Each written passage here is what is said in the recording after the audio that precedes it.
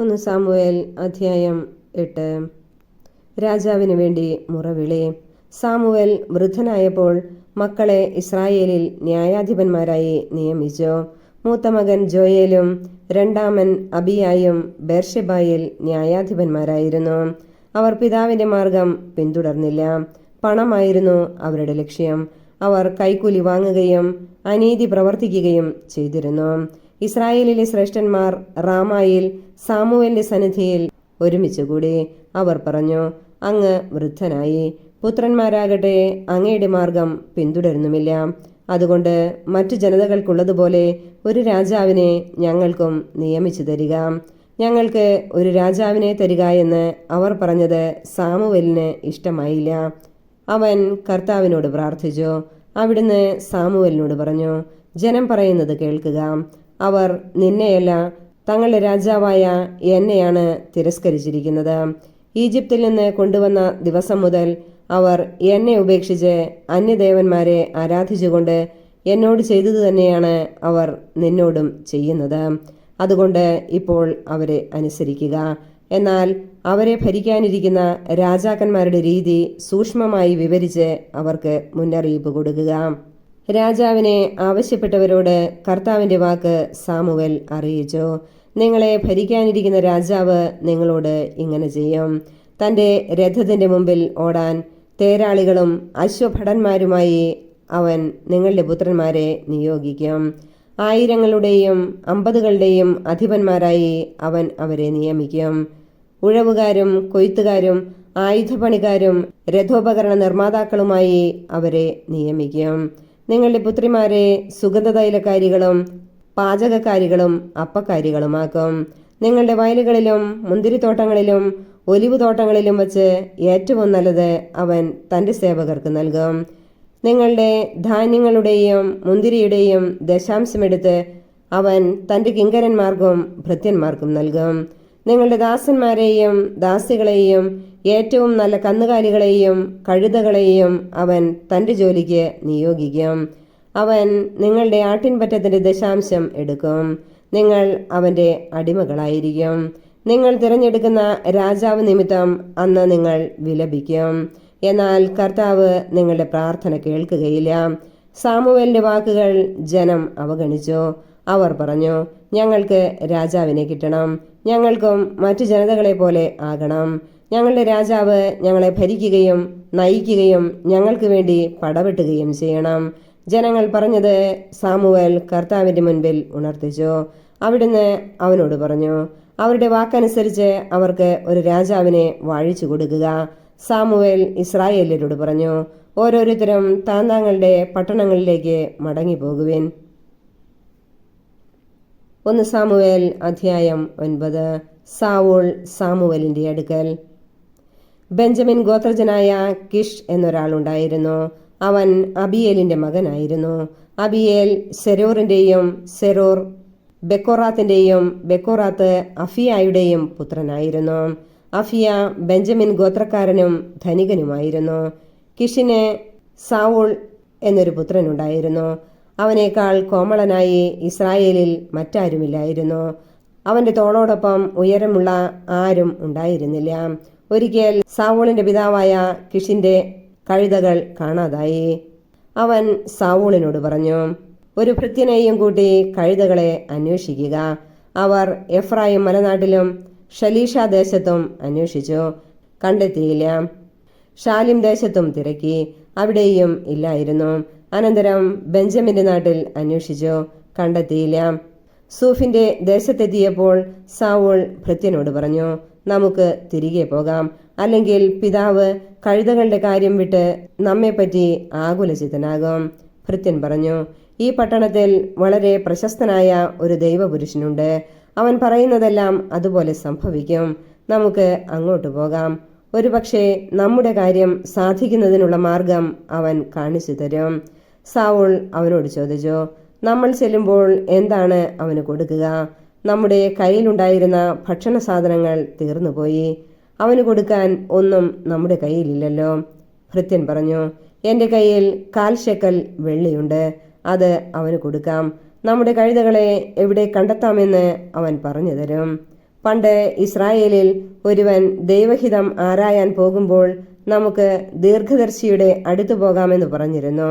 പ്രവാചകൻ അക്കാലത്ത് ദീർഘദർശി എന്നാണ് വിളിക്കപ്പെട്ടിരുന്നത്. കൊള്ളാം, നമുക്ക് പോകാം, സൗൾ പറഞ്ഞു. അവർ ദൈവപുരുഷൻ താമസിക്കുന്ന പട്ടണത്തിലേക്ക് പോയി.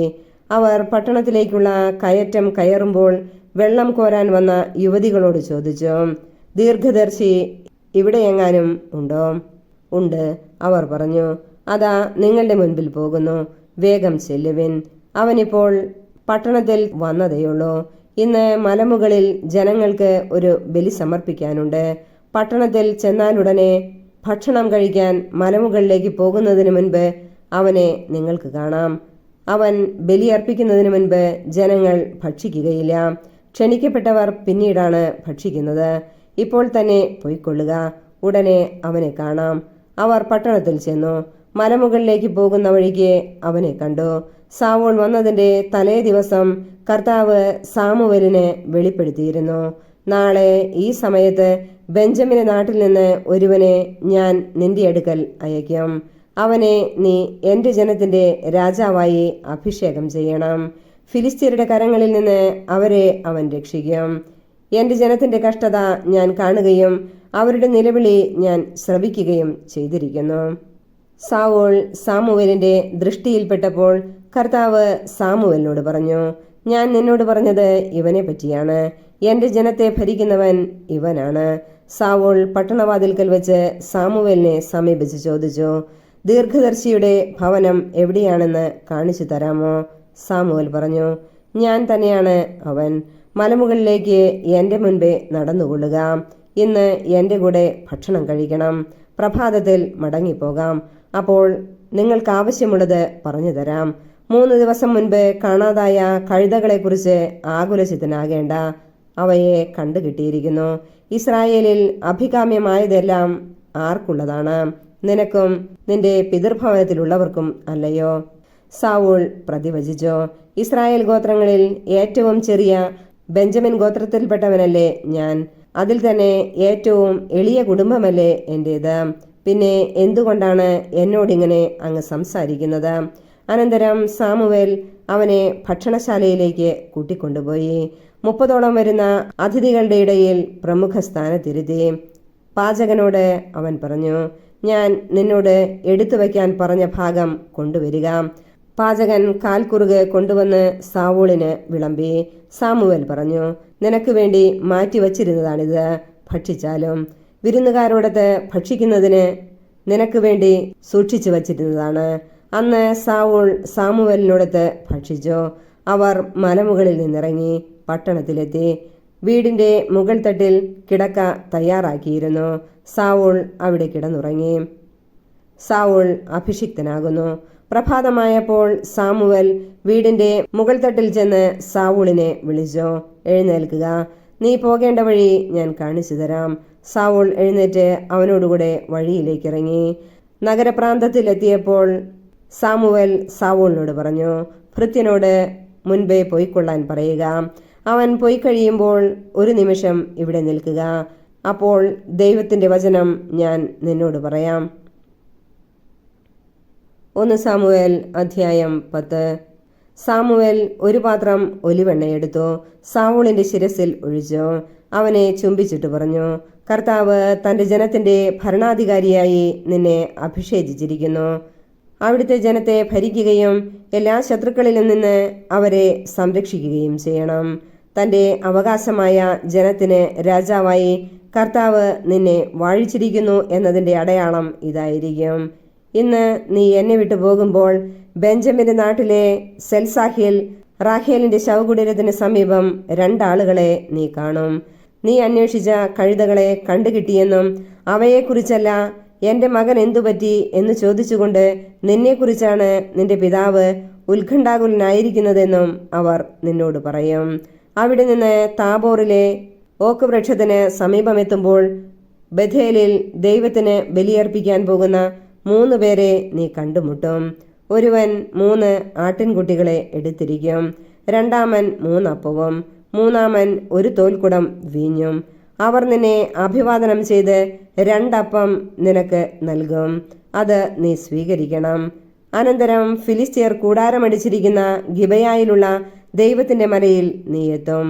പട്ടണത്തിലേക്ക് കടക്കുമ്പോൾ സാരംഗി, ചെണ്ട, കുഴൽ, കിന്നരം എന്നീ വാദ്യമേളങ്ങളോടെ മലമുകളിൽ നിന്ന് ഇറങ്ങി വരുന്ന ഒരു പ്രവാചക ഗണത്തെ നീ കണ്ടുമുട്ടും. അവർ പ്രവചിച്ചു കൊണ്ടിരിക്കും. അപ്പോൾ കർത്താവിന്റെ ആത്മാവ് ശക്തമായി നിന്നിൽ ആവസിക്കും. നീയും അവരോടൊത്ത് പ്രവചിക്കാൻ തുടങ്ങും. മറ്റൊരു മനുഷ്യനായി നീ മാറും. ഇവ സംഭവിക്കുമ്പോൾ യുക്തം പോലെ ചെയ്തു കൊള്ളുക. ദൈവം നിന്നോടുകൂടെയുണ്ട്. എനിക്ക് മുൻപേ ഗിൽഗാലിലേക്ക് നീ പോകണം.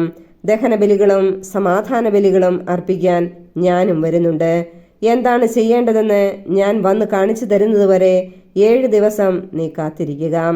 സാവൂൾ സാമുവേലിന്റെ അടുക്കൽ നിന്ന് പോകാൻ തിരിഞ്ഞപ്പോൾ ദൈവം അവന് ഒരു പുതിയ ഹൃദയം നൽകി. സാമുവേൽ പറഞ്ഞതെല്ലാം അന്ന് തന്നെ സംഭവിച്ചു. സാവൂളും ഭൃത്യനും ഗിബയായിലെത്തിയപ്പോൾ പ്രവാചകഗണത്തെ കണ്ടു. ഉടൻ ദൈവത്തിന്റെ ആത്മാവ് അവനിൽ ശക്തമായി പ്രവർത്തിച്ചു. അവനും അവരോടൊത്ത് പ്രവചിച്ചു. സാവൂളിനെ മുൻപ് അറിയാമായിരുന്നവരെല്ലാം അവൻ പ്രവചിക്കുന്നത് കണ്ടപ്പോൾ പരസ്പരം ചോദിച്ചു, കിഷിന്റെ മകന് എന്തുപറ്റി? സാവൂളും പ്രവാചകനോ? അവിടുത്തുകാരിൽ ഒരാൾ ചോദിച്ചു, അവരുടെ പിതാവാരാണ്? അങ്ങനെ സാവൂളും ഒരു പ്രവാചകനോ എന്നത് ഒരു പഴഞ്ചൊല്ലായി തീർന്നു. പ്രവചനം കഴിഞ്ഞ് അവൻ മലമുകളിലെത്തി. സാവൂളിന്റെ പിതൃസഹോദരൻ അവനോടും ഭൃത്യനോടും ചോദിച്ചു, നിങ്ങൾ എവിടെ പോയിരിക്കുകയായിരുന്നു? കഴുതകളെ തിരക്കി പോയതായിരുന്നു. അവയെ കാണായികയാൽ ഞങ്ങൾ സാമുവലിന്റെ അടുക്കൽ പോയി എന്ന് അവൻ പറഞ്ഞു. സാമുവൽ നിങ്ങളോട് എന്തു പറഞ്ഞു എന്ന് അവൻ ചോദിച്ചു. സാവൂൾ പറഞ്ഞു, കഴുതകളെ കണ്ടുകിട്ടിയെന്ന് അവൻ ഞങ്ങളോട് പറഞ്ഞു. എന്നാൽ താൻ രാജാവാകാൻ പോകുന്നതിനെപ്പറ്റി സാമുവൽ പറഞ്ഞതൊന്നും അവനോട് പറഞ്ഞില്ല. സാമുവൽ ജനത്തെ മിസ്പായിൽ കർത്താവിന്റെ സന്നിധിയിൽ വിളിച്ചുകൂട്ടി. ഇസ്രായേൽ ജനത്തോട് അവൻ പറഞ്ഞു, ഇസ്രായേലിന്റെ ദൈവമായ കർത്താവ് ഇപ്രകാരം അരുളി ചെയ്യുന്നു, ഇസ്രായേലിനെ ഈജിപ്തിൽ നിന്ന് ഞാൻ കൊണ്ടുവന്നു. ഈജിപ്തുകാരുടെയും നിങ്ങളെ പീഡിപ്പിച്ചിരുന്ന സകല രാജാക്കന്മാരുടെയും കൈകളിൽ നിന്ന് നിങ്ങളെ ഞാൻ മോചിപ്പിച്ചു. എന്നാൽ എല്ലാ ദുരിതങ്ങളിലും അത്യാഹിതങ്ങളിലും നിന്ന് നിങ്ങളെ സംരക്ഷിക്കുന്ന ദൈവത്തെ ഇന്ന് നിങ്ങൾ ഉപേക്ഷിച്ചിരിക്കുന്നു. ഞങ്ങൾക്കൊരു രാജാവിനെ വാഴിച്ചു തരിക എന്ന് നിങ്ങൾ ആവശ്യപ്പെട്ടു. അതുകൊണ്ട് ഇപ്പോൾ ഗോത്രത്തിന്റെയും കുലത്തിന്റെയും ക്രമത്തിൽ കർത്താവിന്റെ മുമ്പിൽ നിൽക്കുവിൻ. അനന്തരം സാമുവേൽ ഇസ്രായേൽ ഗോത്രങ്ങളെയെല്ലാം തന്റെ അടുക്കൽ വരുത്തി കുറിയിട്ട് ബെഞ്ചമിൻ ഗോത്രത്തെ എടുത്തു. ബെഞ്ചമിൻ ഗോത്രത്തിലെ കുടുംബങ്ങളെയെല്ലാം തന്റെ അടുക്കൽ വരുത്തി. മത്രി കുടുംബത്തിനാണ് കുറി വീണത്. അവസാനം മത്രി കുടുംബാംഗങ്ങളെ ഓരോരുത്തരെയും വരുത്തി. കിഷിന്റെ മകനായ സാവൂളിനെ കുറിയിട്ട് സ്വീകരിച്ചു. എന്നാൽ അവർ അന്വേഷിച്ചപ്പോൾ അവനെ കണ്ടില്ല. അവൻ ഇവിടെ വന്നിട്ടുണ്ടോ എന്ന് അവർ കർത്താവിനോട് ചോദിച്ചു. അവൻ ഇതാ ബാണ്ഡങ്ങൾക്കിടയിൽ ഒളിച്ചിരിക്കുന്നു എന്ന് കർത്താവ് പറഞ്ഞു. അവർ ഓടിച്ചെന്ന് അവനെ കൂട്ടിക്കൊണ്ടുവന്നു. ജനമധ്യേ നിന്നപ്പോൾ മറ്റാരെയുംകാൾ അവന്റെ ശിരസും തോളും ഉയർന്നു നിന്നിരുന്നു. സാമുവൽ ജനക്കൂട്ടത്തോട് ചോദിച്ചു, കർത്താവ് തിരഞ്ഞെടുത്തവനെ നിങ്ങൾ കാണുന്നില്ലേ? അവനെ പോലെ മറ്റാരുമില്ല. അപ്പോൾ രാജാവ് നീണാൾ വാഴട്ടെ എന്ന് ജനം ആർത്തു വിളിച്ചു. അനന്തരം സാമുവൽ രാജധർമ്മത്തെപ്പറ്റി ജനങ്ങളോട് പറഞ്ഞു. അതെല്ലാം ഒരു പുസ്തകത്തിൽ എഴുതി കർത്താവിന്റെ മുമ്പിൽ വെച്ചു. പിന്നീട് ജനത്തെ അവരവരുടെ വീടുകളിലേക്ക് പറഞ്ഞയച്ചു. സാവൂളും ഗിബയായിലുള്ള തന്റെ ഭവനത്തിലേക്ക് മടങ്ങി. ദൈവത്താൽ പ്രചോദിതരായ ഏതാനും യുദ്ധവീരന്മാരും അവനെ അനുഗമിച്ചു. എന്നാൽ ചില കുബുദ്ധികൾ ചോദിച്ചു, നമ്മെ രക്ഷിക്കാൻ ഇവന് സാധിക്കുമോ? അവർ അവനെ അധിക്ഷേപിച്ചു. കാഴ്ചയൊന്നും അവർ കൊടുത്തുമില്ല. അവൻ അത് ഗൗനിച്ചില്ല. 1 സാമുവേൽ അധ്യായം 11. അമ്മോന്യരെ തോൽപ്പിക്കുന്നു. ഏകദേശം 1 മാസം കഴിഞ്ഞ് അമ്മോൻ രാജാവായ നഹാഷ് സൈന്യസന്നാഹത്തോടെ യാബേഷ് ഗിലെയാദ് ആക്രമിച്ചു. യാബേഷിലെ ജനങ്ങൾ നഹാഷിനോട് പറഞ്ഞു, ഞങ്ങളോട് സന്ധി ചെയ്താൽ നിന്നെ ഞങ്ങളുടെ രാജാവാക്കാം. നഹാഷ് പറഞ്ഞു, ഞാൻ നിങ്ങളുടെ ഓരോരുത്തരുടെയും വലത്തുകണ്ണ് ചൂഴ്ന്നെടുക്കും. ഈ വ്യവസ്ഥയിൽ ഞാൻ നിങ്ങളുമായി ഒരു ഉടമ്പടി ചെയ്യാം. അങ്ങനെ ഞാൻ ഇസ്രായേലിനെ മുഴുവൻ പരിഹാസപാത്രമാക്കും. യാബേഷിലെ ശ്രേഷ്ഠന്മാർ മറുപടി പറഞ്ഞു, ഇസ്രായേലിലെ എല്ലാ ദേശങ്ങളിലേക്കും ദൂതന്മാരെ അയക്കുന്നതിന് ഞങ്ങൾക്ക് 7 ദിവസത്തെ അവധി തരിക. ആരും ഞങ്ങളെ സഹായിക്കാനില്ലെങ്കിൽ ഞങ്ങൾ നിനക്ക് വിധേയരായിക്കൊള്ളാം. ദൂതന്മാർ സാവൂൾ വസിച്ചിരുന്ന ഗിബയായിലെത്തി വിവരം അറിയിച്ചു. ജനം വാവിട്ട് നിലവിളിച്ചു. സാവൂൾ വയലിൽ നിന്ന് കാളകളെയും കൊണ്ട് വരികയായിരുന്നു. ജനം കരയത്തക്ക വിധം എന്തുണ്ടായി എന്ന് അവൻ തിരക്കി. യാബേഷ് നിവാസികൾ പറഞ്ഞ കാര്യം അവർ അവനെ അറിയിച്ചു. ഇത് കേട്ടപ്പോൾ ദൈവത്തിന്റെ ആത്മാവ് അവനിൽ ശക്തമായി ആവസിച്ചു. അവന്റെ കോപം ആളിക്കത്തി. അവൻ ഒരേർ കാളയെ വെട്ടിനുറുക്കി ദൂതൻ വഴി ഇസ്രായേൽ ദേശത്തെങ്ങും കൊടുത്തയച്ചു. സാവൂളിന്റെയും സാമുവേലിന്റെയും പിന്നാലെ വരാൻ മടിക്കുന്നവൻ ആരായാലും അവന്റെ കാളകളോടും ഇപ്രകാരം ചെയ്യുമെന്ന് പറഞ്ഞുവിട്ടു. ഇത് കേട്ട മാത്രയിൽ കർത്താവ് തങ്ങളോട് പ്രവർത്തിച്ചേക്കാവുന്നതോർത്ത് ഭയചകിതരായി അവർ ഒന്നടങ്കം പുറപ്പെട്ടു. സാവൂൾ അവരെ ബസേക്കിൽ ഒരുമിച്ച് കൂട്ടി. ഇസ്രായേലിൽ നിന്ന് 3,00,000 പേരും യൂദായിൽ നിന്ന് 30,000 പേരും ഉണ്ടായിരുന്നു. യാബേഷ് ഗിലെയാദിൽ നിന്ന് ചെന്ന ദൂതന്മാരോട് അവർ പറഞ്ഞു, നാളെ ഉച്ചയ്ക്ക് മുൻപ് അവർ വിമുക്തരാകുമെന്ന് നിങ്ങളുടെ ജനത്തോട് പറയുക. യാബേഷിലെ ജനങ്ങൾ ഈ വിവരമറിഞ്ഞപ്പോൾ ആനന്ദതുന്നിലരായി. അവർ നഹാഷിനോട് പറഞ്ഞു, നാളെ ഞങ്ങൾ നിനക്ക് കീഴ്പ്പെട്ടുകൊള്ളാം. ഇഷ്ടമുള്ളത് ഞങ്ങളോട് പ്രവർത്തിച്ചു കൊള്ളുക. പിറ്റേ ദിവസം പ്രഭാതത്തിൽ സാവൂൾ തന്റെ ജനത്തെ 3 വിഭാഗമായി തിരിച്ചു. ശത്രുപാളയത്തിലേക്ക് പുലരിയിൽ തന്നെ അവർ ഇരച്ചു കയറി അമ്മോന്യരെ ആക്രമിച്ചു. ഉച്ചവരെ അവർ ശത്രുക്കളെ സംഹരിച്ചു. ശേഷിച്ചവർ ചിതറി ഒറ്റപ്പെട്ടുപോയി. അപ്പോൾ ഇസ്രായേല്യർ സാമുവേലിനോട് പറഞ്ഞു, സാവൂൾ ഞങ്ങളുടെ രാജാവാകരുതെന്ന് പറഞ്ഞവരെവിടെ? അവരെ വിട്ടുതരിക, ഞങ്ങൾക്ക് അവരെ വകവരുത്തണം. സാവൂൾ പറഞ്ഞു, ഇന്നേതായാലും അവരെ കൊല്ലേണ്ട. കർത്താവ് ഇസ്രായേലിന് മോചനം നൽകിയ ദിനമാണിന്ന്. സാമുവേൽ അവരോട് പറഞ്ഞു, നമുക്ക് ഗിൽഗാലിലേക്ക് പോകാം. ഒരിക്കൽ കൂടി സാവൂളിനെ രാജാവായി പ്രഖ്യാപിക്കാം. എല്ലാവരും ഗിൽഗാലിലേക്ക് പോയി. അവിടെ വിശുദ്ധ സ്ഥലത്ത് വച്ച് സാവൂളിനെ അവർ രാജാവായി പ്രഖ്യാപിച്ചു. അവർ കർത്താവിന്റെ സന്നിധിയിൽ സമാധാന ബലികൾ അർപ്പിച്ചു. സാവൂളും ഇസ്രായേൽ ജനവും സാഘോഷം ഉല്ലസിച്ചു. 1 സാമുവേൽ അധ്യായം 12. സാമുവേൽ വിട വാങ്ങുന്നു. സാമുവേൽ ഇസ്രായേൽ ജനത്തോട് പറഞ്ഞു, നിങ്ങൾ ആവശ്യപ്പെട്ടതൊക്കെ ഞാൻ ചെയ്തു തന്നു. ഞാൻ രാജാവിനെ നിങ്ങൾക്ക് വാഴിച്ചു തന്നു. ഇപ്പോൾ നിങ്ങളെ നയിക്കാൻ ഒരു രാജാവുണ്ട്. ഞാൻ വൃദ്ധനായി, ജരാനരങ്ങൾ ബാധിച്ചു. എൻ്റെ പുത്രന്മാരാകട്ടെ നിങ്ങളോടുകൂടെയുണ്ട്. യൗവനം മുതൽ ഇന്നുവരെ ഞാൻ നിങ്ങളെ നയിച്ചു പോന്നു. ഇതാ ഞാൻ നിങ്ങളുടെ മുൻപിൽ നിൽക്കുന്നു. ഞാൻ എന്തെങ്കിലും തെറ്റ് ചെയ്തിട്ടുണ്ടെങ്കിൽ കർത്താവിൻ്റെയും അവിടുത്തെ അഭിഷിക്തൻ്റെയും മുമ്പിൽ വച്ച് ഇപ്പോൾ എന്നെ കുറ്റപ്പെടുത്തുവിൻ. ഞാൻ ആരുടെയെങ്കിലും കാളയെയോ കഴുതയെയോ അപഹരിച്ചിട്ടുണ്ടോ? ആരെയെങ്കിലും വഞ്ചിക്കുകയോ ഞെരുക്കുകയോ ചെയ്തിട്ടുണ്ടോ? ആരിൽ നിന്നെങ്കിലും കൈക്കൂലി വാങ്ങി സത്യത്തിന് നേരെ കണ്ണടച്ചിട്ടുണ്ടോ? ഇവയിലേതെങ്കിലും ഞാൻ ചെയ്തിട്ടുണ്ടെങ്കിൽ ഞാൻ എടുത്തിട്ടുള്ളതെന്തും മടക്കിത്തരാം. അവർ പറഞ്ഞു, അങ്ങ് ഞങ്ങളെ വഞ്ചിക്കുകയോ ഞെരുക്കുകയോ ചെയ്തിട്ടില്ല. ആരിൽ നിന്ന് യാതൊന്നും അപഹരിച്ചിട്ടുമില്ല. അവൻ അവരോട് പറഞ്ഞു, ഞാൻ തികച്ചും നിഷ്കളങ്കനാണെന്ന് നിങ്ങൾ കണ്ടു എന്നതിന് കർത്താവും അവിടുത്തെ അഭിഷിക്തനും സാക്ഷിയാണ്. അവർ പ്രതിവചിച്ചു, അതെ, കർത്താവ് സാക്ഷി. സാമുവേൽ തുടർന്നു, മോശയെയും അഹറോനെയും നിയമിക്കുകയും നിങ്ങളുടെ പിതാക്കന്മാരെ ഈജിപ്തിൽ നിന്ന് മോചിപ്പിക്കുകയും ചെയ്ത കർത്താവ് സാക്ഷി. കേട്ടുകൊള്ളുവിൻ. നിങ്ങൾക്കും നിങ്ങളുടെ പിതാക്കന്മാർക്കും കർത്താവ് ചെയ്ത വലിയ കാര്യങ്ങൾ ഓർമ്മപ്പെടുത്തിക്കൊണ്ട് നിങ്ങളെ ഞാൻ കർത്താവിൻ്റെ മുമ്പിൽ കുറ്റപ്പെടുത്താൻ പോവുകയാണ്. യാക്കോബ് ഈജിപ്തിലെത്തുകയും അവൻ്റെ സന്തതികളെ ഈജിപ്തുകാർ ഞെരുക്കുകയും ചെയ്തപ്പോൾ നിങ്ങളുടെ പിതാക്കന്മാർ കർത്താവിനോട് കരഞ്ഞപേക്ഷിച്ചു.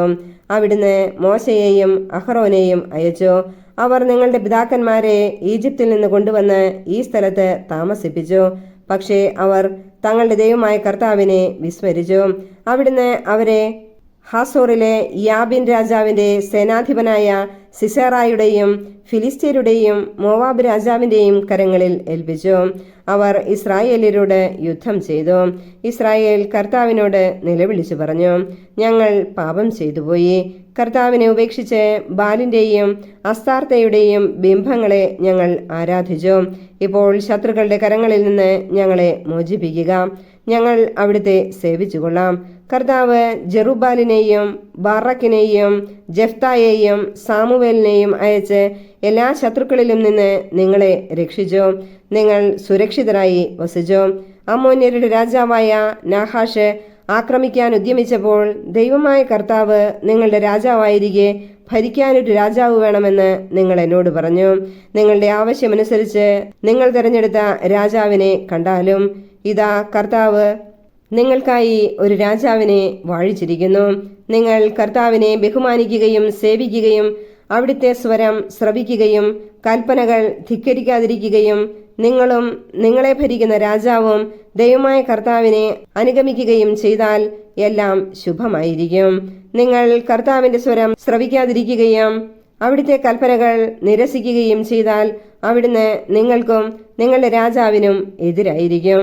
നിങ്ങളുടെ മുൻപാകെ കർത്താവ് പ്രവർത്തിക്കാൻ പോകുന്ന ഈ മഹാകാര്യം കാണാൻ നിങ്ങൾ ശ്രദ്ധയോടെ കാത്തു നിൽക്കുവിൻ. ഇത് ഗോതമ്പ് കൊയ്യുന്ന കാലമല്ലേ? ഇടിയും മഴയും അയക്കാൻ കർത്താവിനെ വിളിച്ച് ഞാൻ അപേക്ഷിക്കും. ഒരു രാജാവിനെ ആവശ്യപ്പെട്ടതുകൊണ്ട് കർത്താവിന്റെ ദൃഷ്ടിയിൽ നിങ്ങൾ പ്രവർത്തിച്ച ദുഷ്ടത എന്തെന്ന് അപ്പോൾ നിങ്ങൾ ഗ്രഹിക്കും. സാമുവേൽ കർത്താവിനെ വിളിച്ചപേക്ഷിച്ചു. അവിടുന്ന് ഇടിയും മഴയും അയച്ചു.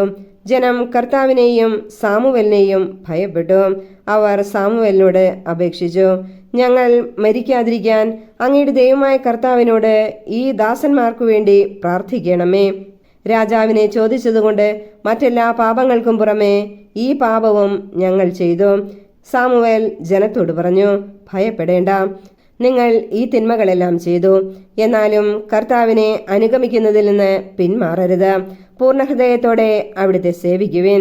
നിങ്ങൾക്ക് ഉപകരിക്കാത്തതും നിങ്ങളെ രക്ഷിക്കാൻ കഴിവില്ലാത്തതുമായ കാര്യങ്ങളിലേക്ക് നിങ്ങൾ തിരിയരുത്. അവ വ്യർത്ഥമാണ്. തന്റെ ഉത്കൃഷ്ടനാമത്തെ പ്രതി കർത്താവ് തന്റെ ജനത്തെ പരിത്യജിക്കുകയില്ല. നിങ്ങളെ തന്റെ ജനമാക്കാൻ അവിടുന്ന് പ്രസാദിച്ചിട്ടുണ്ടല്ലോ. നിങ്ങൾക്ക് വേണ്ടി തുടർന്ന് പ്രാർത്ഥിക്കാതെ കർത്താവിനെതിരായി പാപം ചെയ്യാൻ അവിടുന്ന് എനിക്ക് ഇടവരുത്താതിരിക്കട്ടെ. ഞാൻ നിങ്ങൾക്ക് നേർവഴി ഉപദേശിക്കും. നിങ്ങൾ പൂർണ്ണഹൃദയത്തോടും വിശ്വസ്തയോടും കൂടെ കർത്താവിനെ സേവിക്കുവിൻ. അവിടുന്ന് നിങ്ങൾക്ക് ചെയ്ത മഹാകാര്യങ്ങൾ സ്മരിക്കുവിൻ. ഇനിയും പാപം ചെയ്താൽ അവിടുന്ന് നിങ്ങളെയും നിങ്ങളുടെ രാജാവിനെയും നീക്കിക്കളയും. 1 സാമുവേൽ അധ്യായം 13. സാവൂൾ തിരസ്കൃതനാകുന്നു. രാജാവാകുമ്പോൾ സാവൂളിന് വയസ്സുണ്ടായിരുന്നു. അവൻ വർഷം ഇസ്രായേലിനെ ഭരിച്ചു. സാവൂൾ ഇസ്രായേലിൽ 3000 പേരെ തിരഞ്ഞെടുത്തു. 2000 പേർ അവനോടത്ത് മിക്മാഷിലും ബഥേൽ മലനാട്ടിലും നിന്നു. 1000 പേർ ജോനാഥാനോടുകൂടെ ബെഞ്ചമിന്റെ ഗിബയാദേശത്തും ആയിരുന്നു. ശേഷിച്ചവരെ അവരവരുടെ കൂടാരങ്ങളിലേക്ക് അയച്ചു. ഗേബായിലുള്ള ഫിലിസ്ത്യരുടെ കാവൽ സൈന്യത്തെ ജോനാഥാൻ പരാജയപ്പെടുത്തി. ഫിലിസ്ത്യർ അതറിഞ്ഞു. ഹെബ്രായർ കേൾക്കട്ടെ എന്ന് പറഞ്ഞ് സാവൂൾ രാജ്യമൊട്ടുക്ക് കാഹളം മുഴക്കി. സാവൂൾ ഫിലിസ്ത്യരുടെ കാവൽഭടന്മാരെ പരാജയപ്പെടുത്തിയെന്നും ഫിലിസ്ത്യർ തങ്ങളെ വെറുക്കുന്നുവെന്നും ഇസ്രായേല്യർ അറിഞ്ഞു. അതിനാൽ അവർ ഗിൽഗാലിൽ സാവൂളിന്റെ അടുക്കൽ വന്നുകൂടി. ഫിലിസ്ത്യർ ഇസ്രായേലിനോട് യുദ്ധം ചെയ്യാൻ സൈന്യത്തെ ഒരുമിച്ച് കൂട്ടി. 30,000 രഥങ്ങൾ, 6,000 കുതിരപ്പടയാളികൾ, കടൽ തീരത്തെ മണൽത്തരി പോലെ എണ്ണമറ്റ കാലാൾപ്പട. അവർ ബെത്താവിന് കിഴക്കുള്ള മിക്മാഷിൽ കൂടാരമടിച്ചു. അപകടസ്ഥിതിയിലാണെന്ന് മനസ്സിലായപ്പോൾ ഇസ്രായേല്യർ ഗുഹകളിലും മാളങ്ങളിലും പാറക്കെട്ടുകളിലും ശവകുടീരങ്ങളിലും കിണറുകളിലും ഒളിച്ചു. ചിലർ ജോർദാൻ നദി കടന്ന് ഗാദിലും ഗിലയാദിലും എത്തി. സാവൂൾ ഗിൽഗാലിൽ തന്നെ ഉണ്ടായിരുന്നു. അനുയായികളാകട്ടെ ഭയചകിതരുമായിരുന്നു. സാവൂൾ സാമുവേലിന്റെ നിർദ്ദേശമനുസരിച്ച് 7 ദിവസം അവനു വേണ്ടി കാത്തിരുന്നു. എന്നാൽ അവൻ ഗിൽഗാലിൽ വന്നില്ല. അതിനാൽ ജനം സാവൂളിനെ വിട്ടുപിരിയാൻ തുടങ്ങി. സാവൂൾ പറഞ്ഞു, ദഹനബലിക്കും സമാധാന ബലിക്കുമുള്ള വസ്തുക്കൾ എന്റെ അടുത്ത് കൊണ്ടുവരുവിൻ. എന്നിട്ട് അവൻ തന്നെ ദഹനബലി അർപ്പിച്ചു. ദഹനബലി അർപ്പിച്ചു കഴിഞ്ഞപ്പോൾ സാമുവൽ വന്നെത്തി. അവനെ അഭിവാദനം ചെയ്ത് സ്വീകരിക്കാൻ സാവൂൾ പുറത്തേക്ക് ചെന്നു. നീ എന്താണ് ചെയ്തത്? സാമുവൽ ചോദിച്ചു. സാവൂൾ പറഞ്ഞു, ജനങ്ങൾ എന്നെ വിട്ട് ചിതറിപ്പോകുന്നതും നിശ്ചിത ദിവസമായിട്ടും അങ്ങ് വരാതിരിക്കുന്നതും ഫിലിസ്ത്യർ മിക്മാഷിൽ ഒരുമിച്ച് കൂടുന്നതും ഞാൻ കണ്ടു. ഗിൽഗാലിൽ വെച്ച് ഫിലിസ്ത്യർ എന്നെ ആക്രമിക്കുന്നു എന്നും കർത്താവിന്റെ സഹായം ഞാൻ അപേക്ഷിച്ചിട്ടില്ലല്ലോ എന്നും ഞാൻ ഓർത്തു. അതിനാൽ ദഹനബലി അർപ്പിക്കാൻ ഞാൻ നിർബന്ധിതനായി. സാമുവേൽ പറഞ്ഞു, നീ വിഡ്ഢിത്തമാണ് ചെയ്തത്. നിന്റെ ദൈവമായ കർത്താവിന്റെ കൽപ്പന നീ അനുസരിച്ചിരുന്നെങ്കിൽ അവിടുന്ന് നിന്റെ രാജ്യത്വം ഇസ്രായേലിൽ എന്നേക്കുമായി സ്ഥിരപ്പെടുത്തുമായിരുന്നു. എന്നാൽ നിന്റെ ഭരണം ഇനി ദീർഘിക്കുകയില്ല. കർത്താവിന്റെ കൽപ്പനകൾ നീ അനുസരിക്കായികയാൽ നിന്റെ ഹിതാനുവർത്തിയായ ഒരാളെ അവിടുന്ന് തിരഞ്ഞെടുത്തിട്ടുണ്ട്. ജനത്തിന് രാജാവായിരിക്കാൻ അവിടുന്ന് അവനെ നിയോഗിച്ചു കഴിഞ്ഞു. സാമുവൽ ഗിൽഗാലിൽ നിന്ന് ബെഞ്ചമിന്റെ ഗിബയായിലേക്ക് പോയി. 600ഓളം പേർ മാത്രമേ സാവൂളിനോടുകൂടെ അവശേഷിച്ചിരുന്നുള്ളൂ. സാവൂളും പുത്രൻ ജോനാഥാനും ആ ജനങ്ങളും ബെഞ്ചമിന്റെ ഗേബാദേശത്ത് പാളയമടിച്ചു. ഫിലിസ്ത്യർ മിക്മാഷിലും കൂടാരമടിച്ചു. ഫിലിസ്ത്യരുടെ പാളയത്തിൽ നിന്ന് 3 സംഘങ്ങൾ കവർച്ചയ്ക്ക് പുറപ്പെട്ടു. ഒരു സംഘം ഷുവാൽ ദേശത്തെ ഓഫ്രായിലേക്ക് തിരിച്ചു, മറ്റൊന്ന് ബെത്ത്ഹോറോണിലേക്കും മൂന്നാമത്തേത് മരുഭൂമിക്ക് അഭിമുഖമായി കിടക്കുന്ന സെബോയിം താഴ്വരയ്ക്ക് മുകളിലുള്ള അതിർത്തിയിലേക്കും പോയി. അക്കാലത്ത് ഇസ്രായേലിൽ ഒരിടത്തും കൊല്ലന്മാർ ഇല്ലായിരുന്നു. ഹെബ്രായർ വാളും കുന്തവും ഉണ്ടാക്കാതിരിക്കാൻ ഫിലിസ്ത്യർ മുൻകരുതൽ എടുത്തിരുന്നു. ഇസ്രായേല്യർക്ക് തങ്ങളുടെ കൊഴു, തൂമ്പ, കോടാലി, അരിവാൾ എന്നിവ മൂർച്ച വരുത്തുന്നതിന് ഫിലിസ്ത്യരുടെ അടുക്കൽ പോകേണ്ടിയിരുന്നു. കൊഴുവിനും തൂമ്പായ്ക്കും 2 ഷെക്കലും കോടാലിക്കും മുടിങ്കോലിനും 1 ഷെക്കലും ആയിരുന്നു നിരക്ക്. യുദ്ധദിവസം സാവൂളിനും പുത്രൻ ജോനാഥാനും ഒഴികെ മറ്റാർക്കും വാളോ കുന്തമോ ഉണ്ടായിരുന്നില്ല. ഫിലിസ്ത്യരുടെ കാവൽസേന മിക്മാഷ് ചുരത്തിലേക്ക് നീങ്ങി.